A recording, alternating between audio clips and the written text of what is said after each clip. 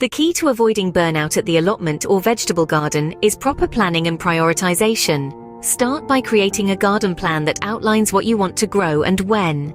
Focus on high-yield and low-maintenance varieties to maximize your results without overwhelming yourself. Instead of trying to tackle everything at once, break your gardening tasks into manageable chunks. Set aside specific days or time slots for different activities, such as planting, watering, weeding, and harvesting. This way you can spread out the workload and prevent exhaustion. Incorporate smart gardening techniques to make your gardening journey more efficient. Use mulch to suppress weeds and retain moisture. Consider raised beds or container gardening to minimize strain on your body. Take advantage of time-saving tools and techniques to streamline your gardening process. Invest in quality gardening tools that are ergonomic and efficient. Use drip irrigation systems or soaker hoses to automate watering.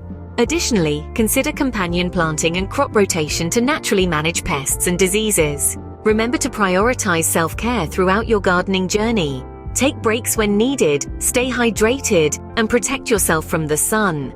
Gardening should be enjoyable and fulfilling, not a source of stress or burnout.